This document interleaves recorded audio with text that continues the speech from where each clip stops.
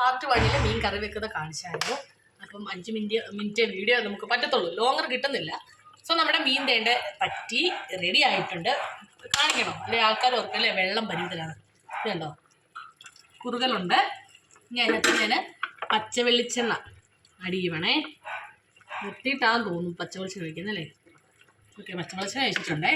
ഇനി നിർത്തി. ഇനി ഈ ചട്ടി ഇങ്ങനെ നിന്ന് ഇളക്കിയാൽ മതി. അപ്പോൾ അത് നമ്മുടെ ഫൈനലി നമ്മുടെ ചൂരമീൻ കറി റെഡി ആയിട്ടുണ്ട് കേട്ടോ. അപ്പോൾ ഇനി നമുക്ക് ഉച്ചയ്ക്ക് ഉണ്ണാൻ എല്ലാവരും വാ. നമ്മൾ നേരത്തെ തയ്യാറാക്കി വെച്ചതേ മീൻ കണ്ടല്ലോ എല്ലാവരും. നമ്മൾ അവനെ അങ്ങോട്ട് വറക്കാവേ. അതിനായിട്ട് നല്ല ശുദ്ധമായ നാടൻ വെളിച്ചെണ്ണ തന്നെയാണ് ഒഴിക്കുന്നത്, പാമോലല്ല. അത്യാവശ്യം ഒരു 5 എണ്ണം വറുത്താൽ മതി കേട്ടോ. ബാക്കി ഞങ്ങൾ വൈകിട്ട് വറക്കുള്ളൂ, നമുക്ക് ചൂടോടെ എടുത്താൽ മതിയല്ലോ. അപ്പോൾ ഞാൻ വെളിച്ചെണ്ണ ഒഴിച്ചിട്ടുണ്ട്. അപ്പോൾ നമ്മുടെ എണ്ണ ചൂടായിട്ടുണ്ട്. അതിനകത്തോട്ട് നേരത്തെ വെച്ചിരിക്കുന്ന മീൻ ഇടുവാണേ. മീനൊക്കെ കുറവായിരുന്നു കേട്ടോ. ഇന്നിപ്പോൾ കഴിഞ്ഞ ആഴ്ചയൊന്നും ഞങ്ങൾക്ക് മീൻ കിട്ടിയില്ല. ഇപ്പം ഇന്ന് രാവിലെ ചെന്നപ്പോഴാണ് വന്നേക്കോട്ട് കുറച്ച് മീൻ നമുക്ക് കിട്ടി.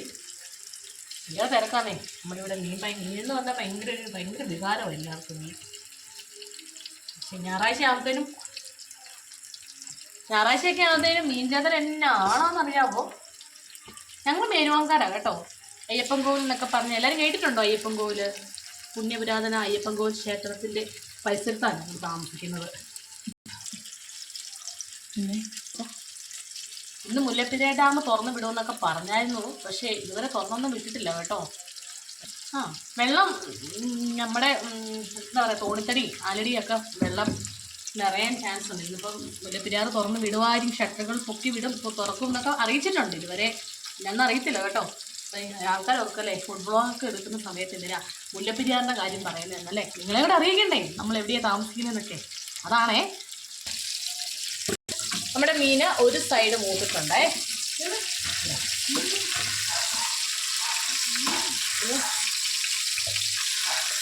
ഒരു സൈഡും ഒരുമാതിരി ഒന്ന് വാടിയതേ ഉള്ളൂ കേട്ടോ, ശരിക്കും മൂത്തിട്ടില്ല. അപ്പം അടുത്ത സൈഡും കൂടെ നമുക്ക് എടുക്കാവേ. നല്ല സ്മെല്ല് വരുന്നുണ്ട് ഗൈസ്. ചൂട് കാണാൻ നമുക്കൊരു കൊതി വരുമല്ലേ. ചൂടോടൊക്കെ ഇത് തണുത്ത് കഴിഞ്ഞാൽ കുളത്ത് തന്നെ. എന്നാണെങ്കിലും നമുക്ക് ചൂടോടെ മീൻ വറുത്തതൊക്കെ മീൻ പൊരിച്ചതൊക്കെ നമുക്ക് ചൂടോടെ വേണം കഴിക്കാനായിട്ട്. എന്നാലും ആ ഒരു ടേസ്റ്റ് ഒക്കെ ഉണ്ടല്ലോ. ആ ചൂട് മീനും ചോറിനകത്തോട്ട് അങ്ങോട്ട് ഉണ്ടല്ലോ, പിന്നെ ഒരു ടേസ്റ്റാണ്. ഇനി ഇതിൻ്റെ മണ്ടിട്ട് നമ്മളുണ്ടല്ലോ ഇച്ചിരി ഇൻഗ്രീഡിയൻസ് സാധനങ്ങളൊക്കെ ഇടും. അത് കാണുമ്പോഴേ ഉള്ളൂ. പിന്നെ അന്നേരം നമ്മളങ്ങ് മാറ്റി വെക്കും കരിയാപ്പില്ലേ. അതേ നമ്മുടെ മീന് അപ്പോൾ ആ ഒരു സൈഡൂടെ സെറ്റായിട്ടുണ്ട്. ഞാൻ അതൊന്നുകൂടെ തിരിച്ചിടുവാണേ. പിന്നെ ഇപ്പം ഞാനിത് ഇങ്ങനെ ഇട്ടാൽ ചോറുണ്ടാകുന്ന നേരം ഒന്നും ജസ്റ്റ് ഒന്നുകൂടെ ചൂടാക്കി എണ്ണയ്ക്കാണ് കേട്ടോ. കണ്ടോ, അതിൽ വെള്ളം വരുന്നുണ്ടോ? ഇപ്പം കണ്ടല്ലോ, നമ്മളായിട്ട് റവയില്ലേ, ആ റവയൊക്കെ അതിൽ ക്രിസ്പി ആയിട്ടിരിക്കും. നമ്മളപ്പം മുറിച്ച് ഇങ്ങനെ എടുക്കുമ്പോഴത്തേനും ആ ഒരു ക്രിസ്പീസ് വരുവേ. കണ്ടോ. അപ്പം നമ്മുടെ ഇന്നത്തെ ഫുഡ് വ്ലോഗ് കഴിഞ്ഞു കേട്ടോ.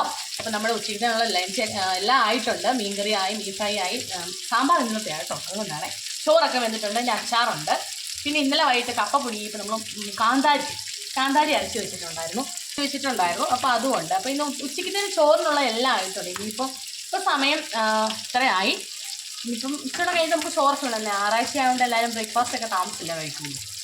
ഇനിയിപ്പം ഇത്ര ചാച്ചാ.